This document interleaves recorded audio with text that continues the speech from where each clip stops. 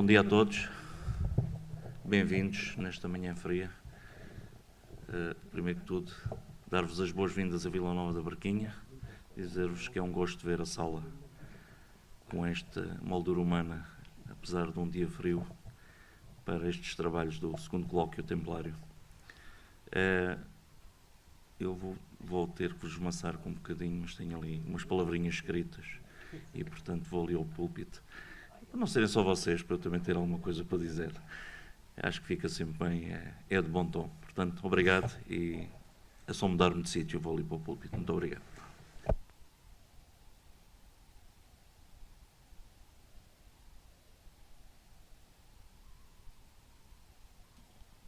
Então, novamente, não sei se me estão a ouvir. Estão? Ok. Vamos então dar início aos nossos trabalhos. Caros convidados, estimados investigadores, historiadores e estudiosos, sejam muito bem-vindos a Vila Nova da Barquinha. É para nós uma grande honra receber-vos num território que é reconhecidamente uma das grandes referências da história templária em Portugal. Aqui a importância do território da Barquinha enquanto território templário quero que fique bem presente para vocês todos. A herança da Ordem do Templo continua viva, marcada na memória coletiva e no nosso património cultural em Vila Nova da Barquinha. Orgulhamos-nos de ser um município fundador da Rota dos Templários em Portugal, uma estrutura que continua a crescer, a consolidar-se e a afirmar-se nacional e internacionalmente. Nesse sentido, permitam-me também destacar o encontro da Rota dos Templários que terá lugar em Tomar nos próximos dias 26 e 27 e que reflete bem a vitalidade desta rede e o compromisso com os seus membros. No nosso território temos um dos ícones templários do país, o Castelo de Almorol. Monumento de uma beleza ímpar, é ao mesmo tempo um símbolo da nossa identidade e um ponto de ligação direta à história europeia da Ordem do Templo. Quero deixar igualmente um especial agradecimento à Comissão Científica da TREF, da Federação Europeia da Rota dos Templários, na pessoa do Dr. Ernesto Jana, que muito tem feito para que este colóquio esteja no ponto em que está, cuja presença e envolvimento nos honra profundamente. É para Vila Nova da Barquinha um privilégio acolher investigadores tão ilustres como aqueles que irão ter a oportunidade de assistir neste primeiro painel, com o Dr. Silvio Conde e o Dr. Carlos Costa. É para Vila Nova da Barquinha, pois, um privilégio acolher estes investigadores que dedicam sua vida ao estudo, à preservação e à divulgação desta temática. Agradeço também a todos os que participaram na primeira edição deste encontro e que deram origem ao livro de atas que está presente aqui na nossa mesa e que está lá fora para poderem adquirir e que hoje apresentamos. Este é um contributo inestimável para a compreensão e valorização do legado templário nos nossos territórios. Portanto, desejo a todos vós um excelente trabalho, um excelente dia de trabalho e que estas jornadas sejam inspiradoras, produtivas e muito enriquecedoras e que juntos continuemos a afirmar, a estudar e a promover este território único que nos une. Muito obrigado a todos. Bom trabalho.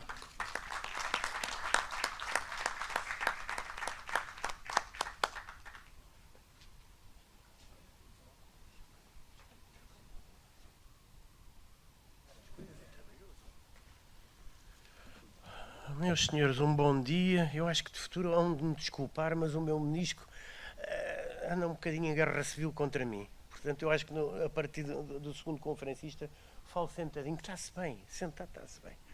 Bom,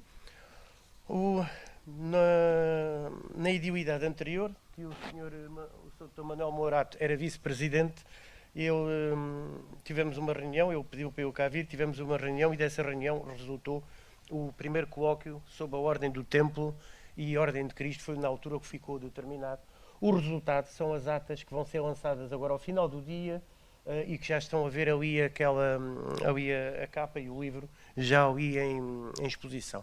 Isto realmente é a solução ideal, fazer o lançamento de umas atas de um primeiro encontro logo no dia do segundo encontro. Isto, não há muitas câmaras municipais que consigam fazer isto e esta Câmara Municipal conseguiu. Só por isso o meu aplauso. Muito obrigado. Para o segundo encontro, e com a anuência do agora Presidente da Câmara, o Dr. Manuel Morato, fez uma outra distribuição, uma coisa muito leve, que foram cinco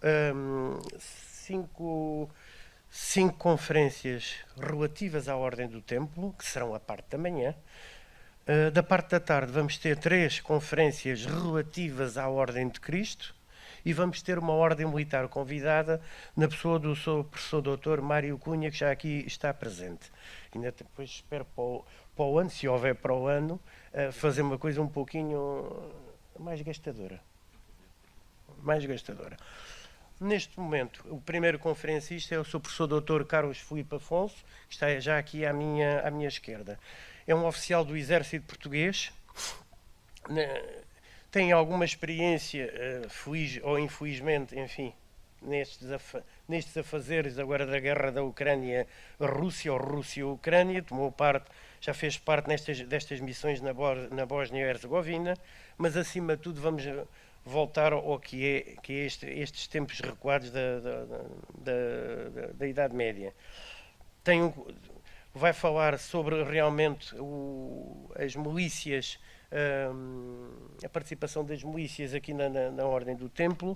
E eu, acima de tudo, posso se calhar chamar-me pouco convencional, podem-me chamar de propagandista, mas o que é bom deve ser divulgado. E ele tem uma tese de doutoramento absolutamente fantástica. A Guerra Cristã na Formação de Portugal, 1128-1249. Estão à espera de uma tese que se calhar seja só sobre guerra. Estão redondamente enganados, porque tem uma primeira parte também belíssima. Recomendo-vos realmente a tese. Chamem-me propagandista, chamem-me o que quiserem, mas é mesmo assim. Os bons devem ser divulgados. É assim. Portanto, vamos já deixar de conversas e ouvir o seu professor. A palavra é sua.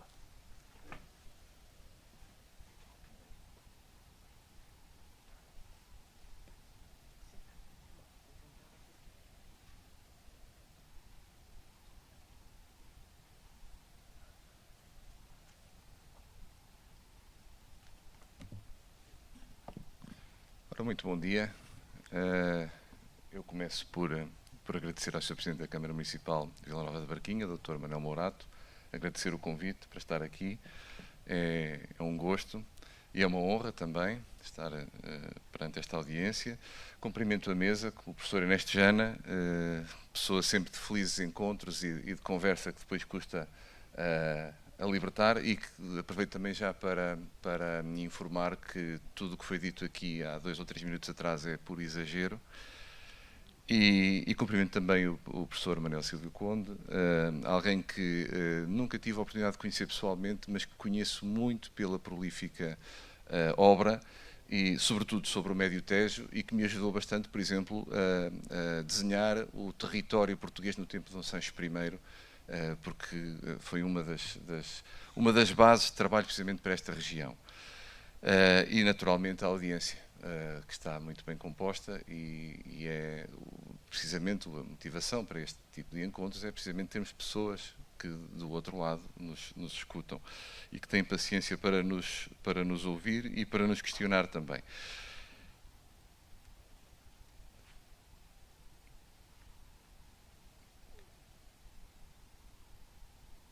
Tenho aqui o computador ao lado, portanto, se calhar, eu creio que sim. Tá. Pode ser a pilha. Bom, então, iniciando, eu vou passar aqui a ler um excerto de uma fonte já traduzida, porque o original é latim, e diz o seguinte: enquanto cercávamos a cidade de Alcácer, um rumor correu, clamando que os agarenos moviam contra nós com armas e homens. Toda a Espanha conspirava contra nós e enviou 3 emires e os seus exércitos. Então, o medo tomou-nos, mas aquele que governa todas as coisas deu-nos força e ânimo durante 8 dias, em que fomos nós os cercados pelos inimigos. Montámos vigias, preparámos cavalos. Alguns dos nossos dissuadem a guerra e querem partir, mas no final ninguém quebra os votos feitos. O número de inimigos cresce e forma em ordem de batalha. De súbito, pela graça de Deus, chegam até nós 500 cavaleiros naquela mesma noite. Ora, esta é uma passagem traduzida e adaptada do Gossuini de Spugnatione Salacia Carmen ou o poema da Tomada de Alcácer.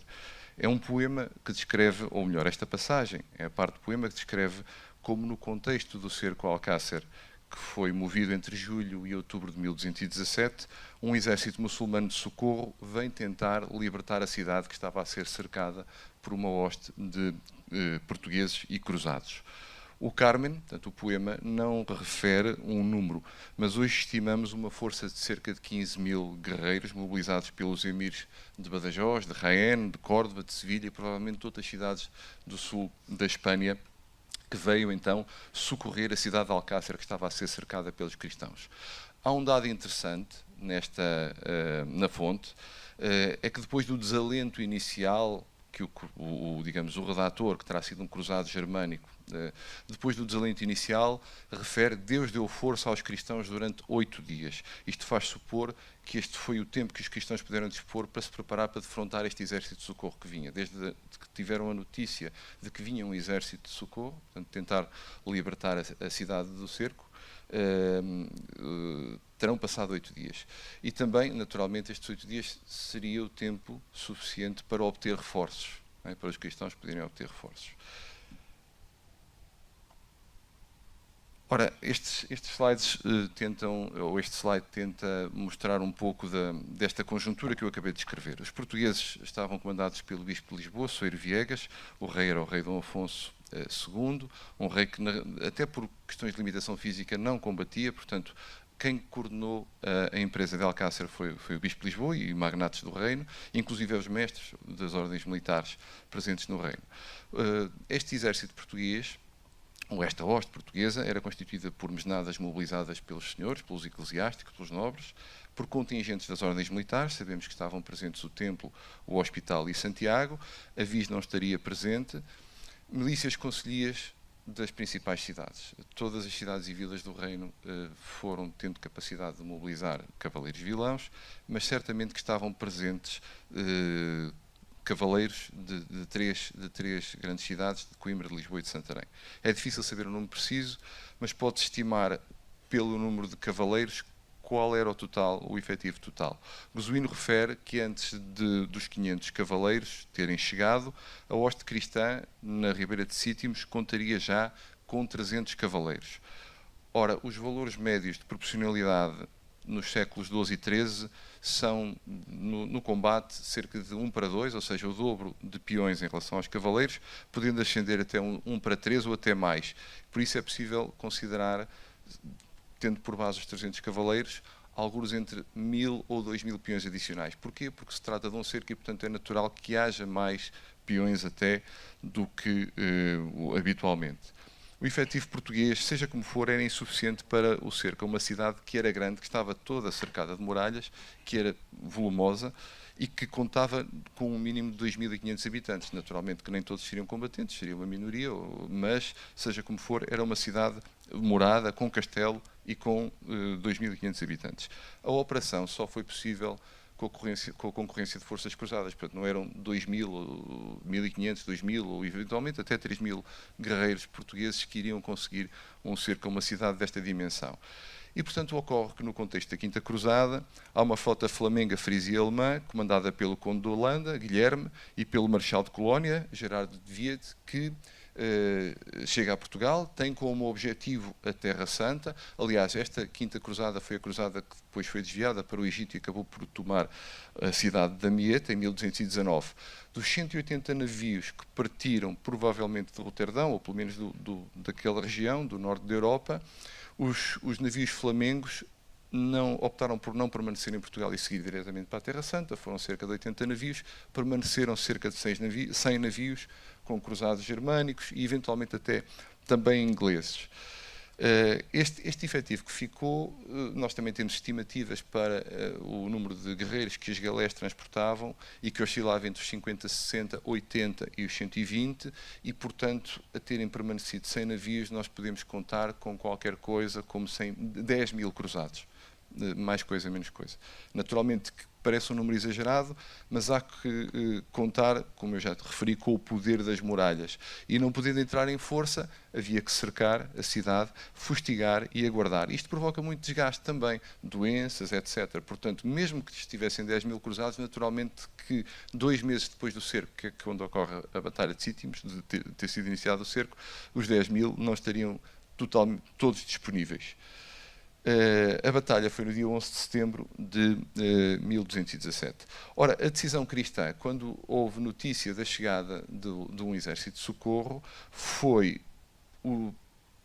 fazer com que os cruzados permanecessem a cercar a cidade, e quem foi defrontar, digamos, o exército de socorro muçulmano foram os portugueses. Claro que era importante manter o cerco sobre a cidade. Porquê? Porque se ele fosse afrouxado de alguma forma, corria-se o risco de que houvesse uma sortida dos guerreiros de Alcácer, e, portanto, passavam a ser os cristãos sitiantes a serem encurralados entre duas frentes, entre quem saía da cidade e o exército de socorro, que estava a tentar libertar o cerco.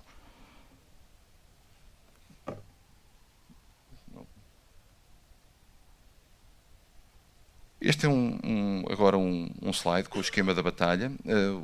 As forças apoiaram-se na Ribeira de Cítimos, que era um local que teria que ser passado para norte, para se os muçulmanos quisessem mesmo chegar junto da cidade.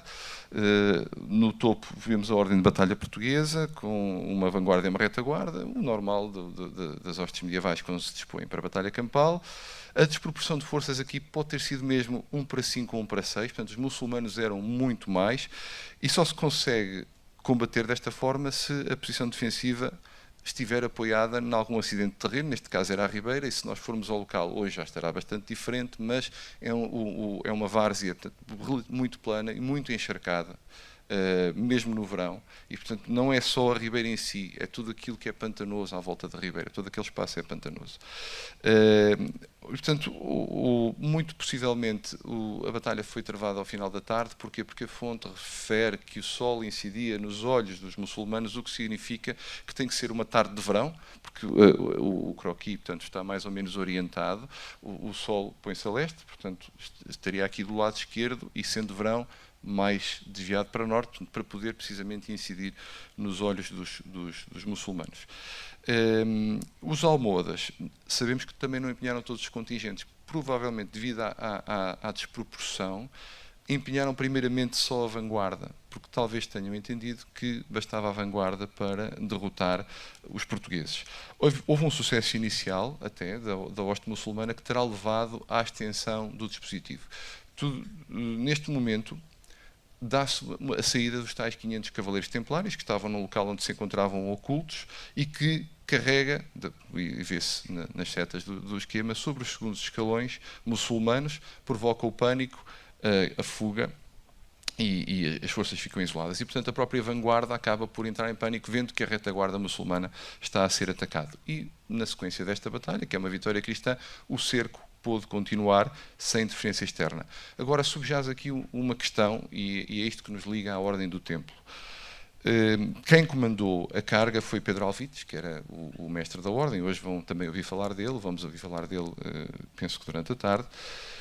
500 cavaleiros são muitos para uma ordem que nunca contou com mais de 70, 80 freiros cavaleiros em Portugal. E a historiografia tem considerado que este mestre, Pedro Alvites, e que era mestre dos Três Reinos, aliás, é o primeiro mestre da ordem que é mestre dos Três Reinos, Portugal, Leão e Castela, terá mobilizado forças templárias precisamente dos Três Reinos. Não menosprezando esta hipótese, que é plausível e tem sido aceita pela historiografia, há que considerar outras possibilidades que são alternativas ou até mesmo concorrentes, podem ser conjugadas.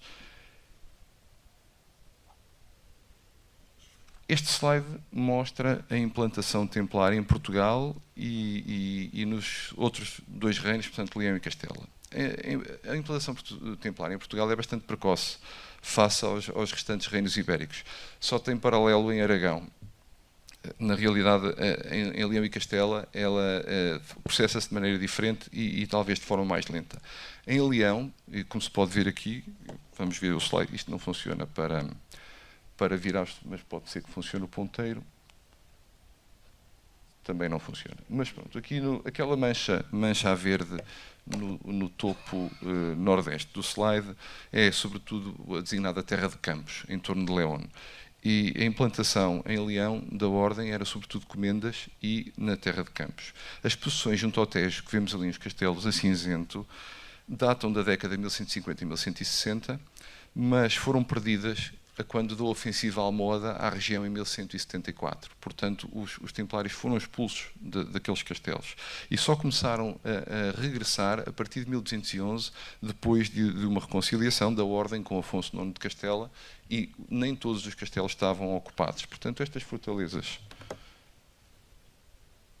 de Alconétar, Castelo Bernardo, Milana, Santibanhas, Benavente, Porto Zuelo, são fortalezas que não estavam, sabemos, por exemplo, o material tem sempre razão, estava desligado. Por exemplo, sabemos que uma daquelas fortalezas, sabemos com toda a certeza, que é a Fortaleza do Esparragal, esteve em mãos almohadas até 1220. Portanto, aquele território onde as fortalezas estão a cinzento era um território disputado entre muçulmanos e cristãos, e em que que estava atribuído aos templários, mas onde os templários ainda não estavam, na altura do cerco, não estavam verdadeiramente implantados. Depois, Castela, aqui mais para leste, é um deserto templário, nesta altura. E ainda por cima, as posições templárias são poucas e muito distantes. Se repararmos, temos aqui Alcácer, estão muito mais longe de Alcácer do que estão, por exemplo, os castelos de Penas-Roias, Mogador e Longroiva, que estão a norte, dois deles a norte do Douro. Ora, em contrapartida, do lado português, os templários têm já uma implantação muito sólida que não foi abalada com o avanço almohada. Portanto, com aquele avanço almohada das décadas de 1160 e 1170, foi um avanço que sobretudo incidiu no centro da península, mas não no ocidente. Os templários têm os castelos de Ega, de Souro, de Redinha, de Pombal, de Tomar, têm a fortaleza de Cardiga, Almorol, Zezer, a Safa e possivelmente também, isso não temos a certeza, mas a fortaleza de Seda, já, a sul do Tejo. Contam também com as comendas de Redinha, de Dornes, e elas também são capazes de mobilizar efetivo. O que é que isto representa em efetivos? Ora, um colega nosso, o Palácio Zontalva, calculou uma média, e temos aceito esta média, como uma média de 10 freiros cavaleiros na defesa de cada castelo maior ou de vila, e de 4 a 5 na defesa de fortalezas menores. Por exemplo, nós sabemos que em 1205, sabemos documentalmente, que o castelo de Almorol contava com 5 freiros cavaleiros. Cada freiro cavaleiro, a cada freiro cavaleiro, que é um senhor, há que adicionar 1 ou 2 escudeiros ou serventes, conforme quisermos chamar. Nós não temos, para a Península Ibérica, principalmente nos templários, documentalmente indícios de sargentos, como existiam na Terra Santa, mas é possível que até fossem assim designados. E, portanto, cada freiro cavaleiro tem sempre 1 ou 2 elementos que o acompanham. Portanto, um castelo maior, somando estes freiros cavaleiros aos seus serventes, poderia mobilizar cerca de 30 cavaleiros e um menor uns 15. No caso das comendas é difícil encontrar um número, mas sabemos que iam para a guerra sob o comando do comendador, tal como acontecia nas mesnadas nobres. Portanto, se considerarmos como castelos principais Souro, Pombal e Tomar, e como castelos menores todos os restantes, e ainda também as comendas, é bem possível que os templários portugueses conseguissem um efetivo da ordem das 200 a 300 lanças, recorrendo somente aos dependentes diretos. Mas apesar de considerável, já supera o número de freiros, naturalmente, quase que o triplica, é um efetivo que ainda fica aquém dos 500 cavaleiros mencionados na fonte.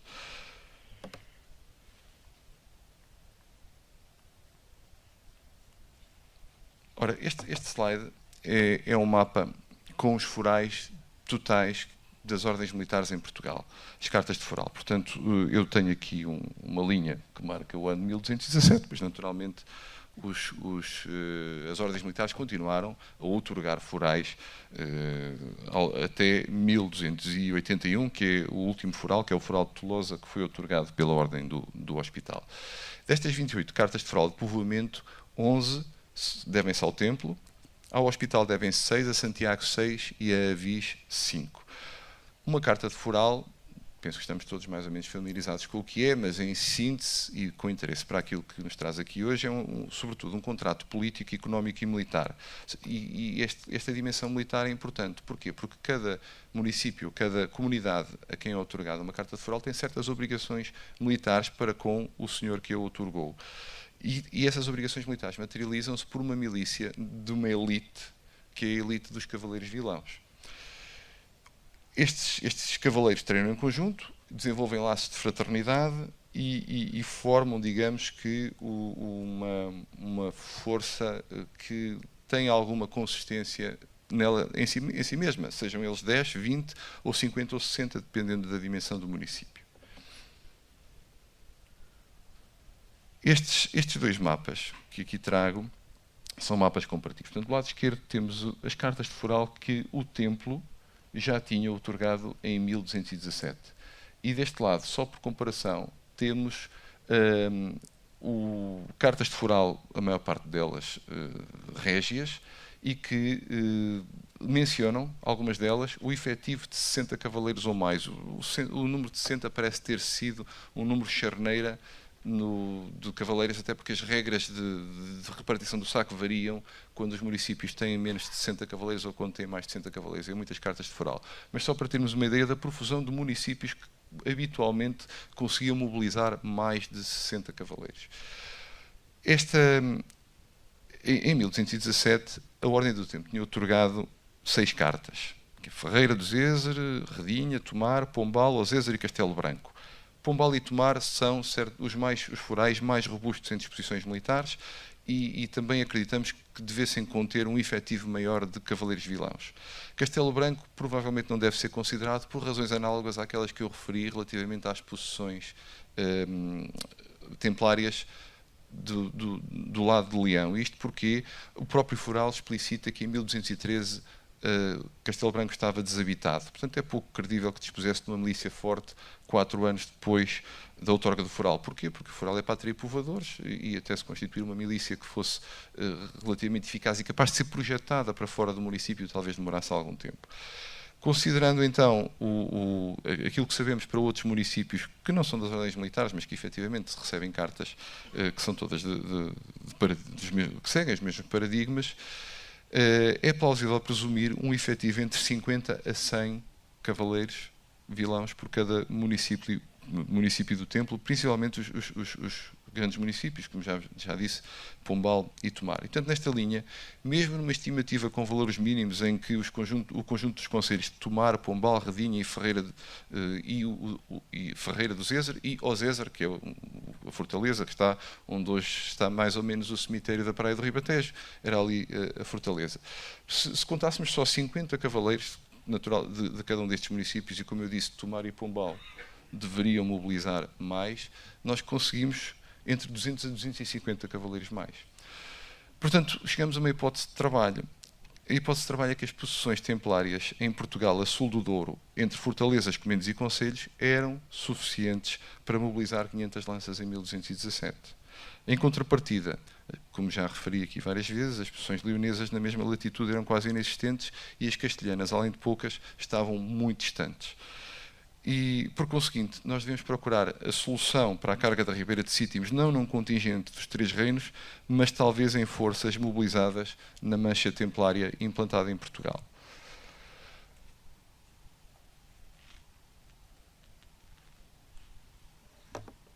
Ora, esta carga da Ribeira de Cítimos é a única carga que conhecemos aos templários em Portugal e também praticamente a única ação desta envergadura na primeira parte do século XIII, quer seja desenvolvida por ordens militares, quer seja por contingentes leigos. É impossível esta carga não ter ecoado pelos salões e passos de toda a Espanha cristã e provavelmente toda a Europa Ocidental, até porque foi vertida num poema e testemunhada por inúmeros cruzados, a ponto de um a descrever. Logo no ano seguinte, os templários outorgaram outro foral, que foi o foral de Proença a Velha. E esse foral é o foral templário que tem mais disposições de cariz militar. Tem 10 disposições, a média é 8 daqueles que têm disposições, tem 8 disposições, tem 10 disposições de cariz militar. Entre elas uma completamente fora do comum, que diz que os cavaleiros não tinham de dar a quinta parte de tudo que valesse menos de 10 morabitinos, nem de panos ou couros que estivessem dilacerados ou destruídos. Ou seja, do que saqueassem, estavam dispensados de doar a quinta parte à ordem, que era o normal, de tudo aquilo que estivesse já semi-destruído, etc. Ora, esta disposição é inédita e é excepcionalmente vantajosa para os vilãos. E pode-se compreender, por um lado, porque a Ordem está a procurar atrair povoadores à vila, que era uma vila que também o próprio Federal diz que se encontrava abandonada. Mas, por outro lado, talvez nos leve a pensar numa Ordem que foi responsável pela decisão numa batalha campal e que tenha consciência clara do papel que a cavalaria vilã tem na guerra e neste tipo de sucesso. E, portanto, tem que incentivar esta cavalaria. Esta excepcionalidade do foral de Proença à Velha deixa transparecer a vontade de desenvolver este tipo de cavalaria de modo muito rápido e em grande número, a ponto da Ordem ter fomentado um desequilíbrio em seu favor nas condições do foral, porque este foral integra-se no paradigma do foral de Évora. Os forais têm normalmente uma regra: quando nós queremos povoar uma região, temos que dar normativo idêntico aos municípios. Porquê? Porque se damos um normativo muito vantajoso ao município, o que fazemos é que esse município exerce força centrípeta, não é? E, portanto, concentramos população ali e o resto do território fica esvaziado. Portanto, mas os templários fizeram isso com este foral de Proença à Velha porque deram condições diferentes, claramente para incentivar uma formação de cavalaria vilã de um modo muito rápido. Eu concluo com este slide. As ordens militares podiam contar com contingentes de 3 grandes proveniências: os freios cavaleiros e os serventes diretos, os dependentes nas comendas e fortalezas à sua guarda, que constituíam mesnadas semelhantes à de outros senhores medievais, leigos e até outros senhores eclesiásticos, e as milícias dos municípios dependentes da ordem. A leitura de que o mestre Pedro Alvites recorreu à mobilização nos 3 reinos é possível, mas é mais plausível que tenha recorrido somente à mobilização portuguesa, porque aparentemente não teve mais de uma semana para fazer esta mobilização. Depois, porque as posições templárias na Extremadura leonesa, que eram as mais próximas no Reino de Leão, ainda estavam num estado incipiente. E porque as posições castelhanas eram ainda mais distantes do que as próprias portuguesas a norte do Douro, por exemplo. Portanto, não é de desprezar que pudessem estar outras ordens envolvidas também, portanto, Santiago e o Hospital. E se assim for, sabemos que todas operaram, porque o nome que aparece é o de Pedro Alvites. Não é de desprezar que pudessem estar outras ordens envolvidas, mas sempre sobre as ordens de Pedro Alvites, e acrescenta-se também, se houvesse outras ordens sob o comando dele, densidade ao argumento do não recurso a forças do Reino de Leão e de Castela. Muito obrigado pela vossa atenção.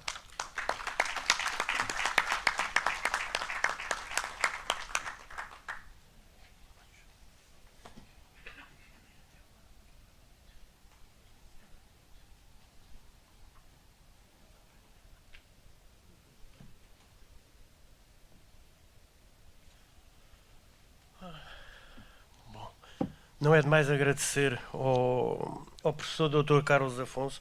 Reparem aqueles pormenores, o sol estava deste lado, estava daquele. Isto é representativo da tese de doutoramento.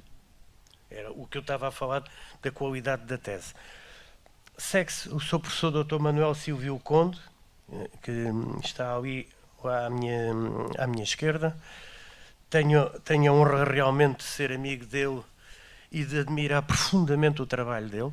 E trago, mais uma vez, 2 livros, julgo já esgotados, um fundamental para Tomar e também para a região, o Tomar Medieval. Já tem 30 anos, era o que eu agora estava a tentar ali, digamos que a picar o professor, a dizer, está na altura de uma reedição, está mesmo na altura. E uma outra obra também fundamental, nesta feita para o Médio Tejo, Uma paisagem humanizada, o Médio Tejo nos finais da Idade Média. Em 2 volumes, perdoem-me, mas eu só trouxe o primeiro, que os livros pesam, a cultura pesa nestes momentos. O Sr. Professor é licenciado na Universidade de Lisboa, é doutorado pela Universidade dos Açores e fez pós-doutoramento na Universidade de Santiago de Compostela. Tem alguns trabalhos interessantíssimos Estou a olhar para tentar selecionar o que é. Acima de tudo, também o construir e habitar a casa medieval, com um estudo profundo da tipologia das casas existentes aqui na região e não só aqui na região. E tem um trabalho notável também numa coleção, salvo erro, que tem 8 ou 9 volumes, as comendas, os tombos da Ordem de Cristo, ou 8 ou 9 volumes. E ele tem trabalho publicado nos tombos 2 e 4. É uma personagem, para mim, é uma personalidade de relevo aqui para o Médio Tejo, e nomeadamente também aqui para a Barquinha e para Tomar. O seu trabalho vai se intitular Os Templários e a Territorialização da Margem Direita do Tejo, entre o Zézer e a Cardiga. Será algo mais ou menos nestes conformes. Às vezes nós começamos a trabalhar com a ideia de um título e acabamos com outro. Portanto, não será caso único, certamente. Sr. Professor.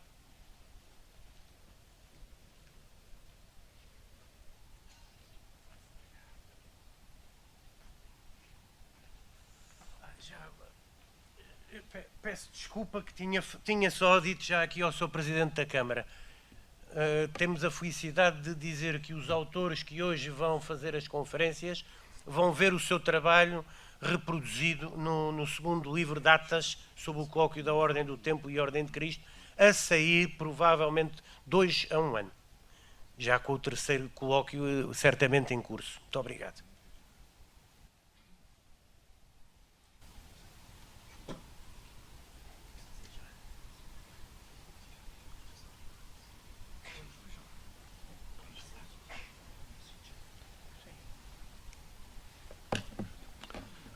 Muito bom dia, audiência. Queria, em primeiro lugar, agradecer o amável convite que me foi dirigido e agradecer em especial à Câmara Municipal, na pessoa do Sr. Presidente, e queria também agradecer ao dirigente do TREF, meu amigo Ernesto Jana, em particular, portanto, estas duas pessoas que correspondem às entidades que patrocinaram este encontro, e é que se deve aqui a minha presença. Cumprimentar novamente toda a audiência e vamos falar então um pouco sobre os Templários e a territorialização da margem direita do Médio Tejo entre o Zézer e a Cardiga. O título acabou por ser muito extenso porque não há uma palavra só para designar nesta época este espaço. Portanto, é a margem direita do Tejo entre o Zézer e a Cardiga. O espaço que corresponde mais ou menos ao atual concelho da Barquinha, ainda que a Cardiga tenha sido subtraída e colocada no concelho da Golegã, não sei por que razão. A revalorização do conceito de território e a atenção dada às concessões territoriais e às práticas dos atores sociais com vista a garantir o domínio e a organização do espaço, a territorialização, assentam no entendimento do território como um espaço socialmente construído, com a consequente desvalorização das noções tradicionais estritamente ligadas a características geográficas ou à projeção de poderes institucionais. Neste estudo, procuramos refletir sobre as dinâmicas territoriais desenvolvidas no espaço do que se chamava a Extremadura portuguesa, o segmento desse espaço entre o Zézer é o nome que aparece habitualmente na documentação e que eu procurei aqui conservar na medida em que mantém o étimo árabe, portanto é o Od-Zézer, era a designação que o rio tinha, e que a documentação medieval portuguesa durante muito tempo mantém, Od-Zézer. E a Cardiga, ligadas à sua aquisição pelos cristãos portugueses, a chamada Reconquista, e à sua subsequente ocupação, colonização, ou seja, o fenómeno dito do repovoamento. A profunda imbricação dos diversos fatores de territorialização, o ambiente, os agentes políticos, sociais e económicos, as representações mentais, torna estes processos muito instáveis e complexos, dependentes de elementos antrópicos, flutuações conjunturais, alterações no equilíbrio do poder entre os atores políticos e sociais e elementos naturais. No quadro administrativo muçulmano do Garb al-Andalus, portanto a designação que se dava à zona ocidental do espaço hispânico ocupado pelos muçulmanos, ou seja, mais ou menos o que é hoje Portugal, estabelecido nos séculos VIII e IX, que, ao menos em parte, se sobrepunha à organização tradicional romana e à delimitação eclesiástica da época germânica. Nesse quadro administrativo, o Valmédio do Tejo estava integrada na cura, uma espécie de distrito, de Chantarine, ou seja, Santarém, que juntou os territórios das antigas civitates romanas de Scalabis, Celium e Aricium Vetus, portanto, Santarém, Tomar e Abrantes.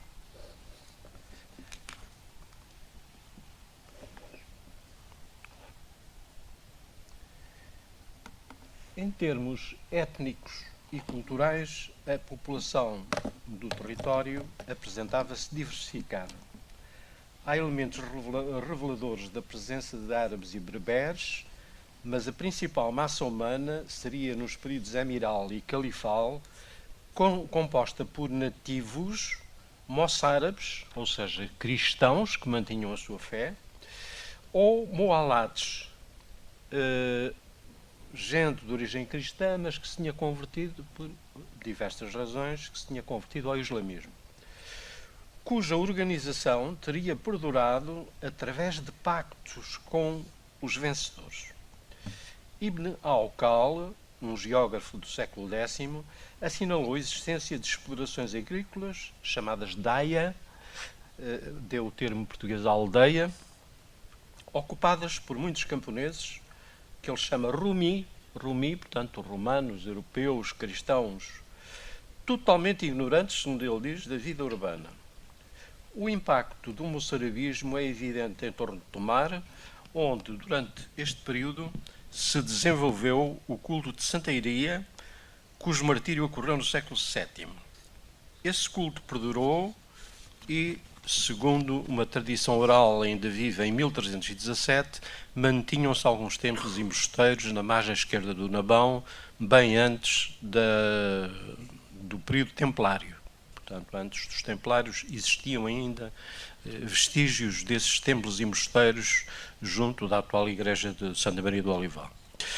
O sistema defensivo da área incluía várias fortificações e torres de vigia, as atalaias, garantindo a defesa da população rural dos espaços mais férteis e assegurando o controle do Tejo Médio e do Zézer, além de vias terrestres, algumas de importância transregional, como a que ligava o norte ao Tejo através do corredor natural Coimbra-Tomar, seguindo para o sul através do Vale de Almorol, ou a que de Chantarine seguia para leste até Alcântara, além de outras de nível regional ou local. É importante dizer que esta primeira estrada de âmbito transregional corresponde à antiga estrada romana que ia de Lisboa até Vila Nova de Gaia e passava aí o Douro. A situação relativamente estável do território alterou-se no século XI com o desmembramento do califado e a reorganização leonesa que permitiu aos reis Fernando I e Afonso VI de Leão fazerem uma progressão notável da linha fronteiriça. A queda definitiva de Coimbra em mãos cristãs, em 1064, aumentou a importância estratégica do corredor Coimbra-Tomar. Portanto, podemos ver... Não sei se isto dá para... Dá para carregar. Aqui? Mais abaixo. Este? Portanto, interessa-nos sobretudo aqui este espaço.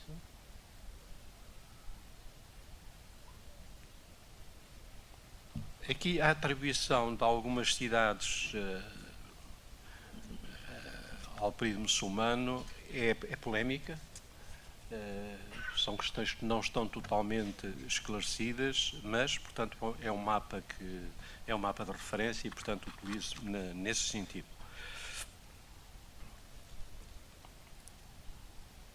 O sistema defensivo da área incluía várias fortificações. Não, Célio. Trouxe. Portanto, Fernando I e Afonso VI de Leão fazerem uma progressão notável da linha fronteiriça.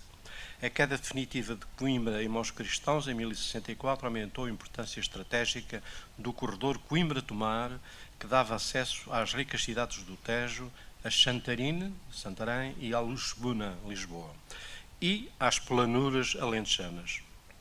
A reconversão muçulmana do dispositivo militar no Médio Tejo traduziu-se numa organização territorial mais hierarquizada, com a sobreposição de objetivos estatais militaristas aos interesses das comunidades rurais. Portanto, digamos que aquela importância da cultura moçárabe esvaiu-se nesta época, porque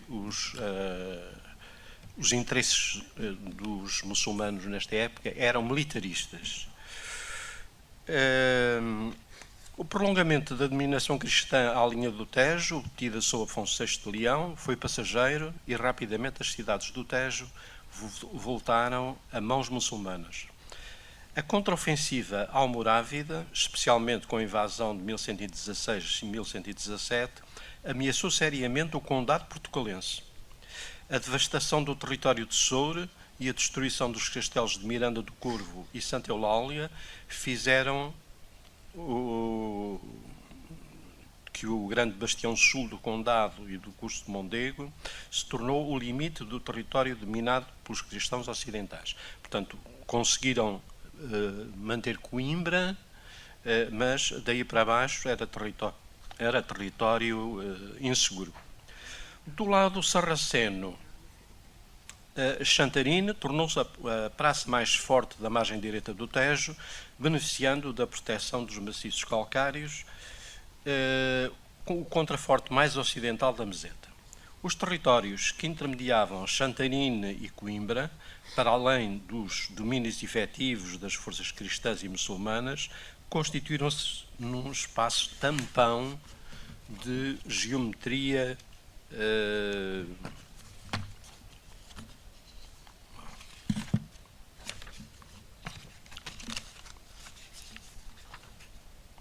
variável, teatro de permanente instabilidade, onde expedições e incursões constantes impediam a vida normal das populações e dificultavam a exploração permanente da terra.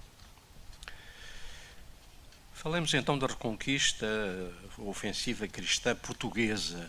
Portuguesa numa primeira fase condal e depois real, régia. Entre os cristãos ocidentais, a estratégia adotada foi eminentemente defensiva até à década de 1130. Para consolidar as suas posições na zona fronteiriça, especialmente nas margens do Mondego, e valorizar as terras e fiscalizar a população, os condes portucalenses favoreceram a expansão senhorial, nobre e eclesiástica. Emergiram os freiros templários, a quem fora doado ainda por Dona Teresa em 1128 o território de Soure, com vista a que defendessem o flanco sul de Coimbra e de Montemor. Mas todos os apoios eram necessários para uma missão tão difícil, e as próprias comunidades vilãs viram ser-lhes confiadas missões de defesa e de exploração da terra. Para o efeito, foram organizadas em concelhos e dotadas de milícias próprias, como, aliás, o Dr. Carlos Afonso referia. Nas décadas seguintes, o poder almorávida enfraquecia, ao mesmo tempo que o jovem Afonso Henriques consolidava o seu poder. Em 1131, abandonou o norte, distanciando-se da nobreza senhorial do Minho e lançando as bases para uma nova estratégia de expansão territorial para o Sul. Para isso, procurou dotar Coimbra, cidade onde habitualmente residia, de um sistema defensivo que a protegesse dos ataques muçulmanos de Santarém e de Al-Usbuna. Para tal, procedeu à construção de novos castelos e beneficiou do apoio dos templários de Soure e da colaboração dos concelhos.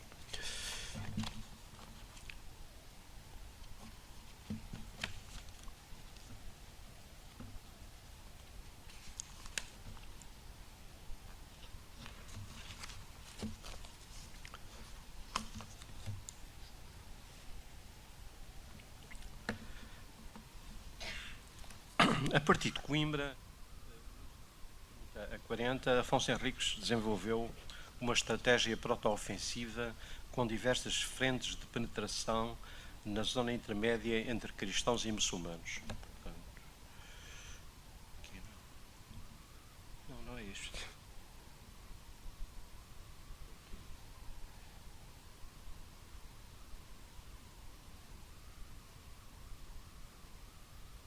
Portanto, interessa-nos tudo aqui este corredor.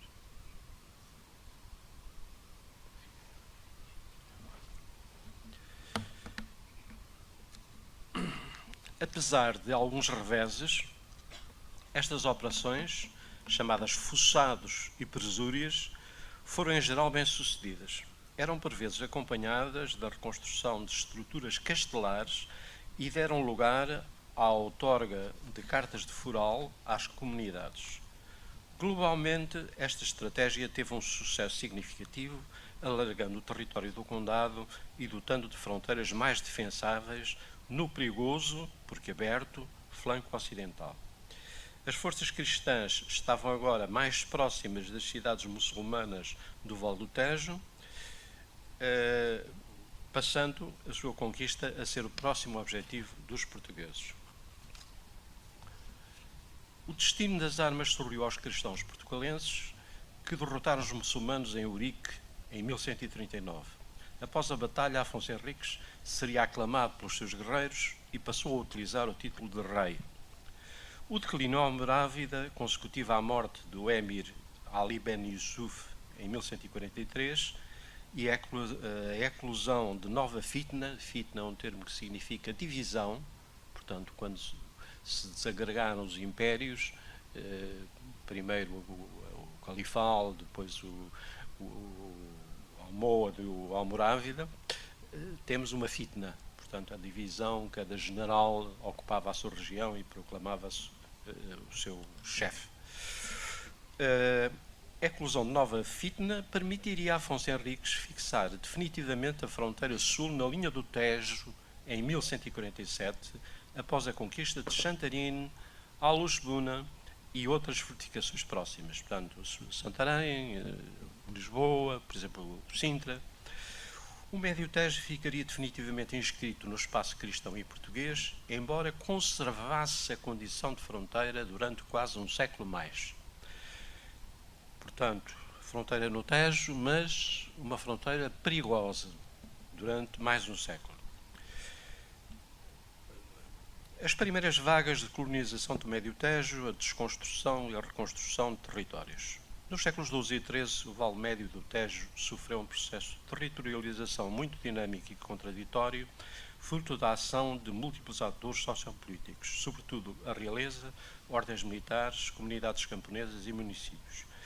Numa área com forte potencial agrícola, atravessada pela mais importante passagem entre norte e sul, dentro do oeste ibérico. Este processo insere-se no amplo movimento de expansão e produção de territórios vividos pela Europa ocidental desde o século XI, contemporâneo da senhorialização, do crescimento demográfico, do progresso agrícola e da urbanização. No espaço de Médio Tejo, o avanço cristão no quadro da Reconquista engendrou um processo de desconstrução territorial, portanto, aquilo que os muçulmanos tinham organizado em termos territoriais foi eliminado, seguido de diversos e contraditórios ensaios de fabricação de territórios. no espaço que acabava de ser conquistado. Portanto, consoante os atores sociais, a maneira como se organizava o território era diferente. Portanto, havia uma certa anarquia no terreno, tanto mais que o rei não tinha capacidade de liderar completamente esses processos. Vários atores sociais, com diferentes estratégias, escalas espaciais e variada capacidade de ação, implicaram-se em fenómenos de co-espacialidade que se traduzirão em ulteriores recomposições territoriais, nem sempre fáceis e muito dependentes das relações de forças. Portanto, fazia-se arranjos dos territórios e depois sobre esses arranjos faziam-se novos arranjos que muitas vezes alteravam completamente a escala e eliminavam alguns dos atores sociais presentes. Para completar o efetivo domínio e integração das áreas adquiridas nas esferas política e religiosa cristã portuguesa, era necessário dotar os espaços recém-conquistados de braços de dinamismo e iniciativas, promover as economias locais, estruturar sistemas defensivos sólidos e organizar socialmente o espaço. Com esse desígnio, Afonso Henriques procedeu a uma clara inflexão política. Se no primeiro período da sua governação multiplicara a outorga de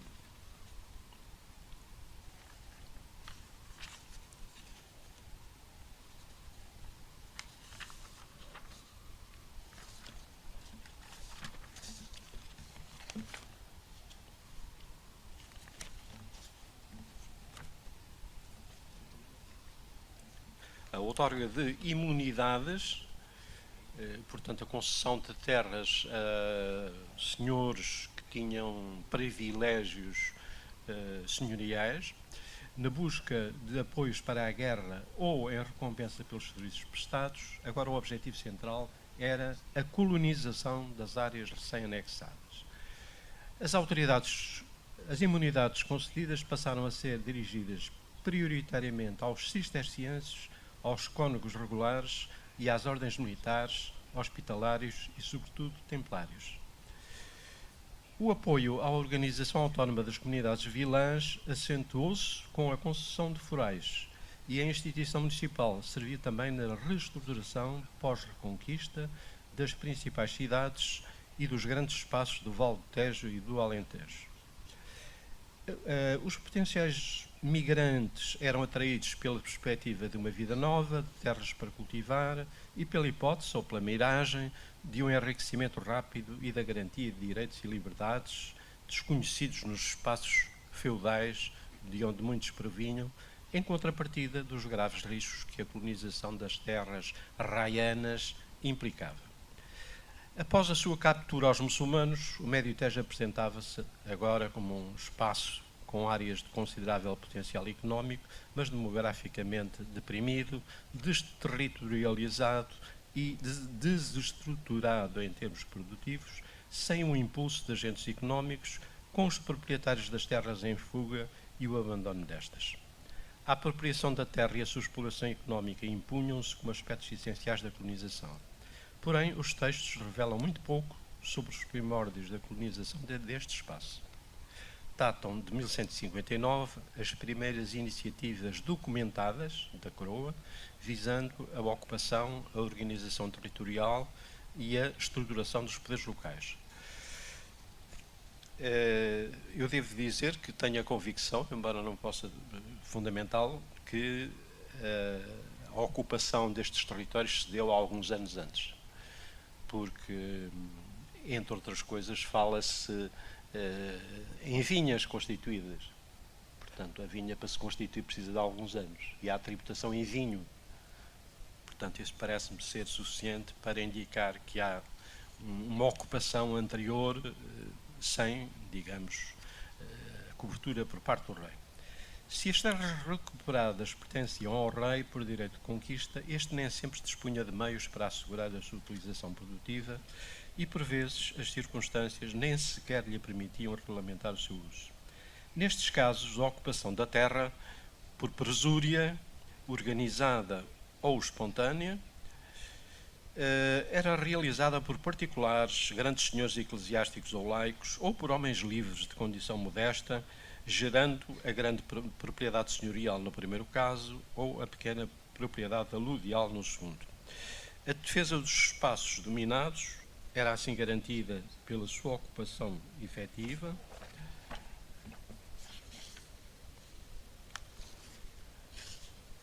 acesso dos agricultores à terra, concedendo-lhes mesmo privilégios especiais e franquias e ligando o seu estatuto à ocupação, valorização e defesa da terra.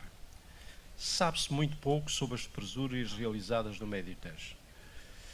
No caso de atos privados, são processos informais e compreende-se por isso a escassez de informações sobre eles. Porém, as referências à pequena propriedade aluvial, portanto a pequena propriedade aluvial, a propriedade livre e isenta, essas referências são prova indireta do impacto desses processos. Se as fontes relativas ao início do processo de colonização na zona são bastante lacunares, a toponímia lança alguma luz sobre o fenómeno, permitindo-nos entrever as origens de alguns povoadores. As primeiras vagas de colonização terão certamente saído de Coimbra, mas o contributo dos habitantes das regiões densamente povoadas do noroeste peninsular, cristão e senhorial, deve ter sido igualmente forte para a exploração do Médio Tejo, para a colonização do Médio Tejo. Refira-se a expressão galegos, que no final do século XII descreveu genericamente os povos da Galiza em sentido lato, incluindo o espaço entre os rios Minho e Douro, que deixou alguns traços na toponímia local. Também ocorre o nome francos, que incluiria genericamente cristãos de fora da península. Por fim, não faltam vestígios toponímicos da presença de mouros. Para além das referências étnicas, a toponímia médio-otagana reflete também os nomes pessoais dos colonos, os repovoadores, que surgem isoladamente ou acompanhados por outros elementos. Portanto, é relativamente comum aparecer nomes que se perdeu um bocado a origem disso, mas que têm na base um colono que povoou aquele espaço. Os nomes de lugares relativos a povoadores ocorrem ao longo da estrada Coimbrã e depois dispersam-se para sul, acompanhando o curso inferior do rio Zezer e aglomerando-se nas duas margens do Tejo. A tradição das presúrias nos eixos de penetração a sul de Coimbra, bem como os contornos da rede de topónimos, permitem-nos pensar que no processo inicial de colonização foram importantes as presúrias espontâneas realizadas a partir da cidade de Coimbra. Sirva de exemplo a zona de Monsalude, no norte de Médio Tejo, portanto correspondente aproximadamente ao atual concelho de Ferreira do Zezer. A sua anexação ao condado, depois Reino de Portugal, decorreu da pressão exercida a partir de Coimbra na década de 1130, sobretudo nos corredores da Ladeia e de Monsalude. A maior parte do esforço colonizador da zona teve lugar nas décadas de 1130 e 1140 e teve como principais protagonistas grupos de presores particulares. Já o poder real permaneceu razoavelmente distante do processo. Os presores eram de condição vilã e ao entrar em contacto com a população indígena, tenderam para a gradual integração, constituindo-se comunidades camponesas nas quais os laços de origem geográfica se dissolveram nos laços de vizinhança local. Todos eram obrigados a explorar os recursos do solo, das pastagens, das florestas, mas também a assegurar a vigilância e a defesa do território perante as ameaças externas e estabelecer as regras que garantissem a ordem interna da comunidade. Acrescente-se o cimento da comunidade espiritual, alimentada pela presença de mosteiros e a organização paroquial primitiva, que surge muito cedo, e a tradição do local do culto a São Paulo e Santa Susana. A espontaneidade das comunidades agropastorias estabelecidas em Monsalude levou à formação nas áreas ocupadas de aglomerados rurais homólogos, que garantiam tanto a defesa como a valorização económica dos campos e florestas, desenvolvendo processos de territorialização segundo lógicas polares, portanto, em torno de fortificações ou em torno de aldeias, e gerando territórios pequenos, tendencialmente similares, proporcionais à capacidade de arroteamento, de valorização, exploração e controle de cada comunidade. Portanto, um conjunto de pequenas aldeias que cada qual geria o espaço à sua volta. Novos atores sociais e novas lógicas territoriais. Novas dinâmicas territoriais envolvendo novos atores sociais impuseram-se no Médio Tejo a partir de 1159. A doação régia à Ordem Militar do Templo de Salomão, do Castelo e do vasto termo de Ceras, em fevereiro desse ano, entregava àquela o poder banal, portanto o poder senhorial, sobre uma vasta área de grande relevância estratégica, cujos limites foram definidos de forma linear. Decorria de um diferente projeto sociopolítico. Na impossibilidade de a monarquia mobilizar separadamente os meios humanos necessários à defesa da nova fronteira, o Vale do Tejo, bem como organizar os recursos financeiros imprescindíveis à construção de uma rede de castelos e atalaias que a protegessem dos assédios muçulmanos, o rei estabelecia uma parceria com o novo mestre templário, desde 1156, Dom Gualdim Pais, que é o primeiro mestre português dos templários. A Ordem receberia o senhorio do amplo território, devendo, da sua parte, mobilizar os agentes de defesa, proteger a construção da rede de fortificações e garantir a colonização do território. Neste, era expressamente vedada a fixação de pessoas que vivessem entre o Mondego e o Tejo, regra que visava conter o fluxo migratório espontâneo da região de Coimbra, preferindo-lhe agentes do populoso noroeste do reino, enquadradas pelos templários. Transitava-se assim do Médio Tejo de um tipo de colonização característico de sociedades fluidas, aquelas comunidades camponesas, com elevado grau de espontaneidade social em terras de fronteira, cujas comunidades se organizavam por vezes em concelhos, para outro modelo de organização espacial que apontava as estruturas sociais e políticas organizadas hierarquicamente no âmbito de senhorios de grande dimensão territorial, com uma relação dissimétrica entre a cabeça do território, o centro urbano, e uma rede de aldeias e casais microespacialmente estruturantes, subordinados àquela cabeça. A escolha dos templários para parceiros justificava-se a vários títulos.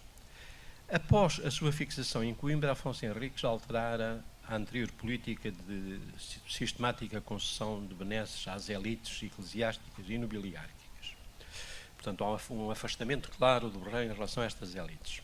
Foi da maior relevância o papel desempenhado pelos templários na defesa do flanco sul de Coimbra desde 1128, após a doação do território de Soure, que se acentuou com a participação ao lado do rei na conquista das cidades do Vale do Tejo.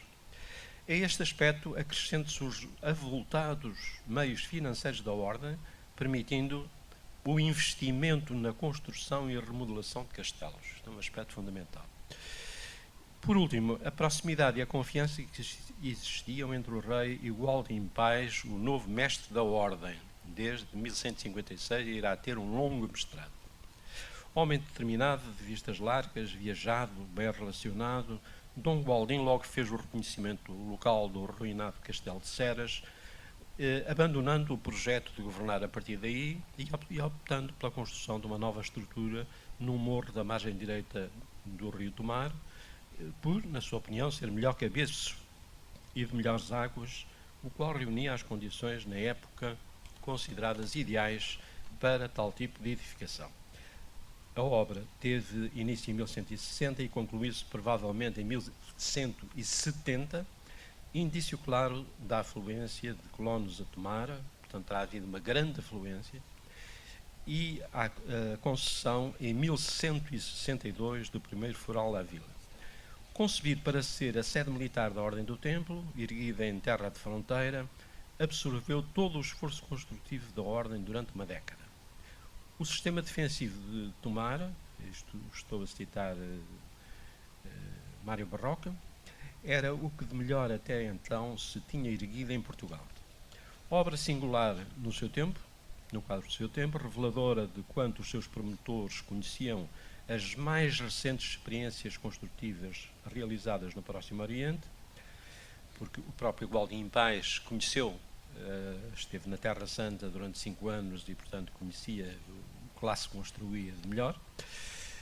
Rompeu com a tradição até aí seguida pelos Templários, que era próxima do conceito românico de castelo, adotando antes o modelo castelar do sul mediterrâneo, com uma alcáçova e uma almedina, portanto a zona morada dividida entre os civis e os militares, a que acrescia um pátio central. Os 3 espaços eram amplos, autónomos e delimitados por muros. Entre os aspectos mais inovadores do Castelo Tomarense, sublinha-se a sua torre de homenagem, é a primeira que se conhece datada em Portugal, que pela sua posição garantia o comando de todas as partes do dispositivo defensivo no quadro do conceito de defesa passiva e também o emprego do alambor, que é uma solução rampeada na base da muralha. Portanto, termina assim a muralha, com a qual se dificultava a manobra de ataque, quer na muralha castelar, quer em todos os muros exteriores da estrutura defensiva. É muito curioso que a seguir vamos ver em Almarol, quer a torre de homenagem, essa inovação, quer o alambor, embora uma escala mais reduzida. Instituição do senhorio ribeirinho templário entre Osésar e Cardiga.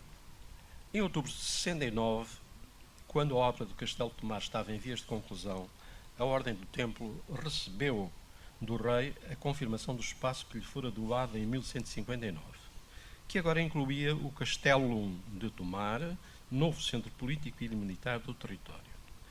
A par deste, contempla também na expressão em latim medieval, Castello de Osésar, com o seu termo, e o Castellum de Cardiga.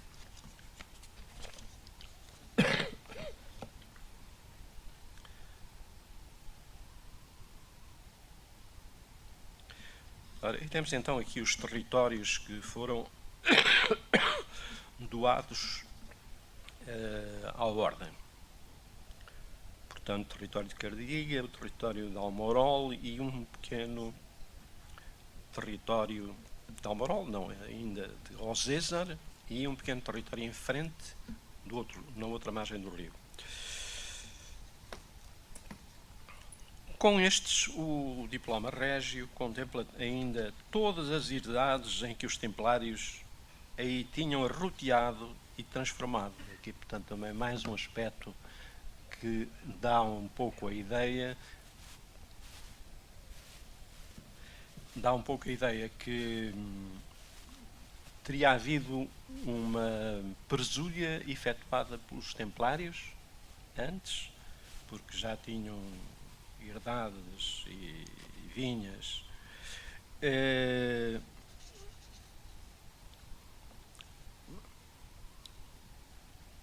Em nossa opinião, ao aludir ao prévio arrotamento de terras, onde se constituíram herdades e ao plantio de vinha pelos freiros, mostra-nos que o rei reconhecia e concedia suporte legal à presúria que aqueles teriam realizado na zona ribeirinha do Tejo Médio. De quando dataria a mesma, não é possível estabelecer a data exata da presúria, mas tendo em conta que o arrendamento, plantio e preparação das terras incultas careceria de vários anos de trabalho continuado, parece-nos razoável considerar-se ser a mesma coeva da posse do território de Ceras pelos cavaleiros templários.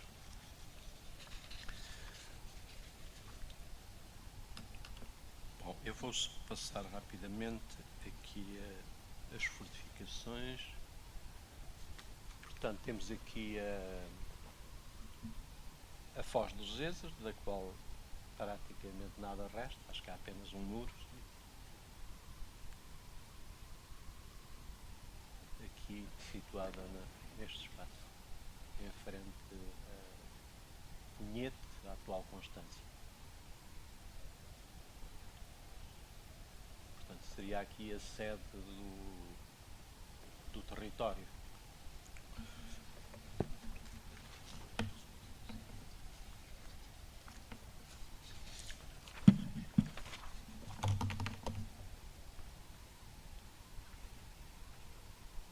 Bom, já da Cardiga temos mais alguns elementos, embora bastante transformados, mas resta a torre com alterações.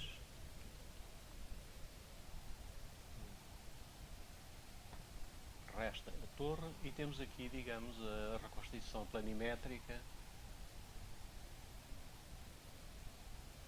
e volumétrica da Cardiga. Portanto, era uma torre e que tinha um muro de taipa à volta.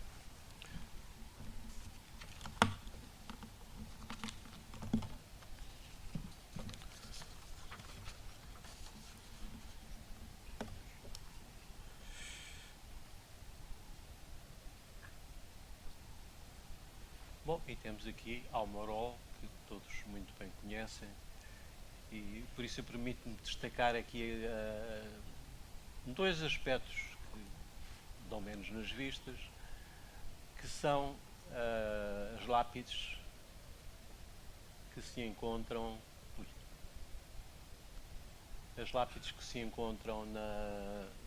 nos muros do castelo, e que representam a aposta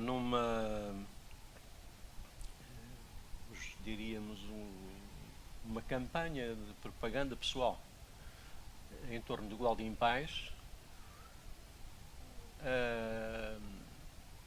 A lápide dupla que está no interior tem, digamos, uma biografia que contém os traços mais relevantes da vida de Gualdim Pais. São ambas do mesmo ano, 1171.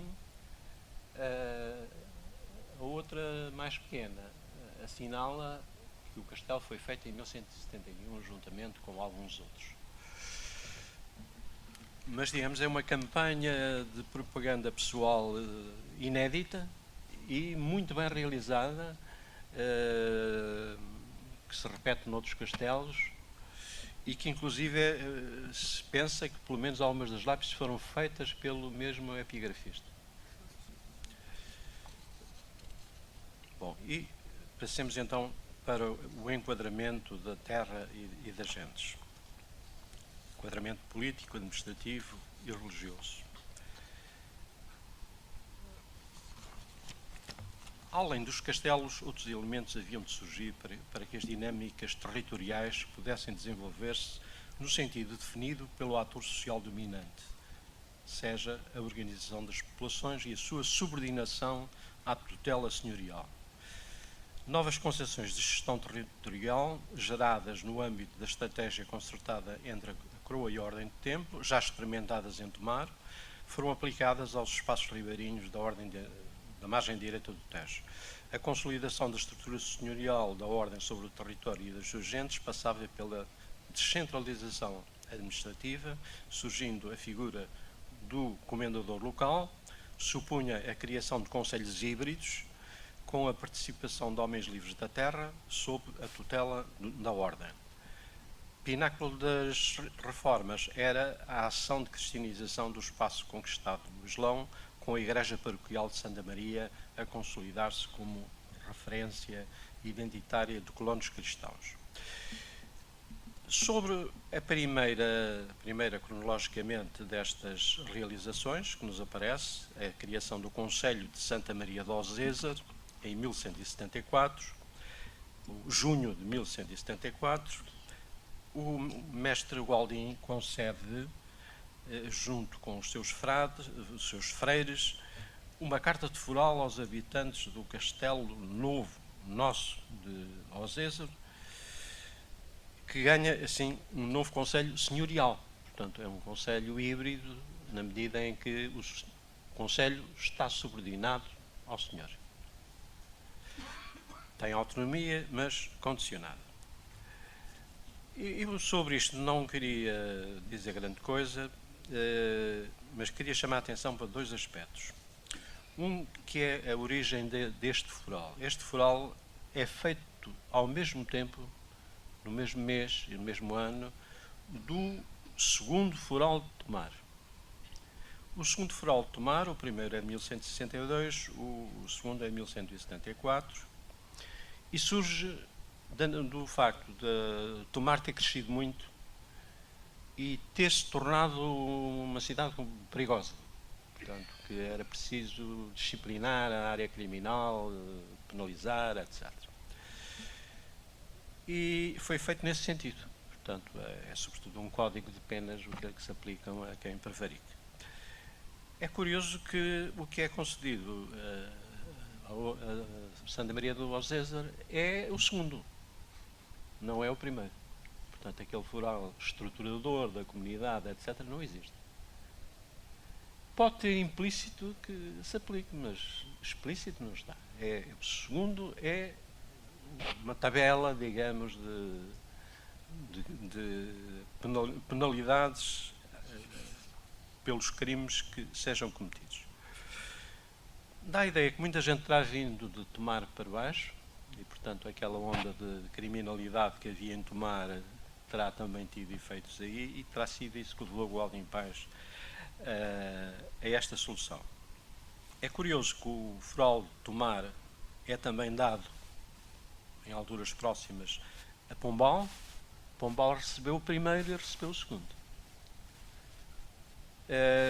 Entre estes forais, César, Tomar, etc., não há grandes diferenças, são praticamente iguais e, portanto, só numa análise mais fina é que interessa observar essas diferenças, mas há aqui uma questão que eu queria colocar, porque tem a ver com a organização social da terra, é das poucas informações sobre isso.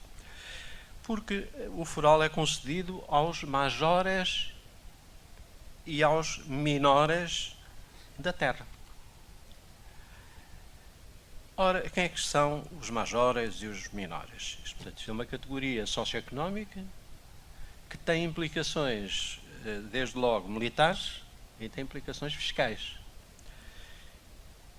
Os majores são, podemos chamar, os cavaleiros vilãos, que, por serem cavaleiros vilãos, são isentos fiscalmente. Os menores são os peões, que, por serem peões, não têm que sustentar o cavalo, as armas, etc., pagam os impostos todos. Portanto, há aqui uma estratificação muito clara, portanto, aos freiras, aos majores, aos menores. E depois aparecem também referências aos mauros e aos seus donos. Portanto, há ainda uma categoria servil dos mouros que restaram por aí.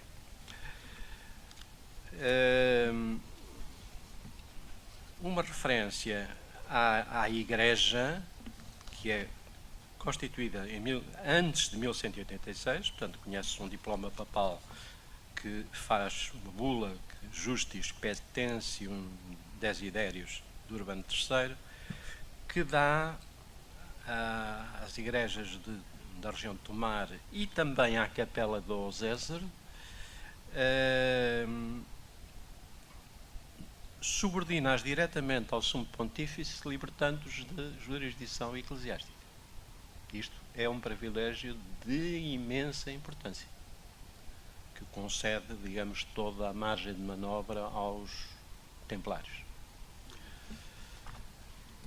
Esta igreja tem muita importância, para além da que tem para os templários, na medida em que é o cimento ideológico da formação da comunidade. No rol das igrejas de 1320 e 1321, portanto, que se fez para coletar verbas para uma cruzada, a igreja de Santa Maria de César, a taxa da igreja é 240 libras, a taxa da comenda de 930 libras, totaliza 1170. O que significa que no Médio Tejo, a seguir a Tomar, Abrantes e Torres Novas, é a igreja mais rica.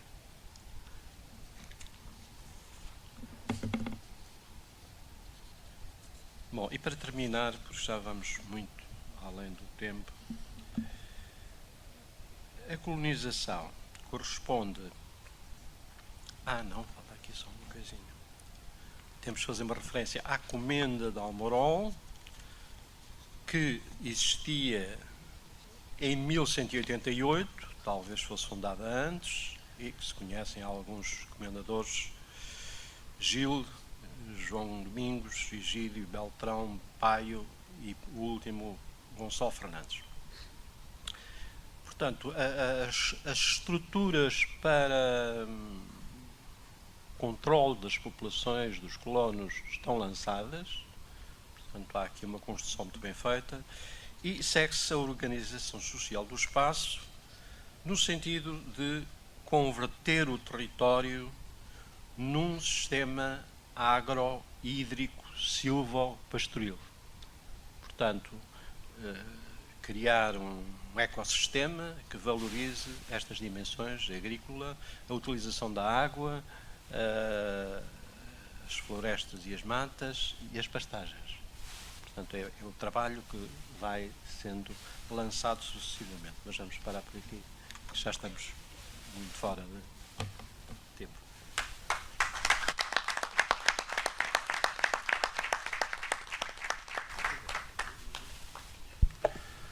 Bem, dado o adiantado da hora, muito obrigado ao Dr. Manuel Silva Conde, é um prazer ouvi-lo, mas já nos esticámos um bocadinho no nosso tempo. Eu vou só entregar aqui uma pequena lembrança a estes oradores que depois não vão estar aqui neste painel depois do coffee break e convidar-vos ao coffee break. As perguntas ficarão para o final da manhã, sei que seguramente as terão, ficarão para o final da manhã. Agradeço-vos o cumprimento estrito de 15 minutos, sem mais um minuto para o coffee break. Muito obrigado a todos.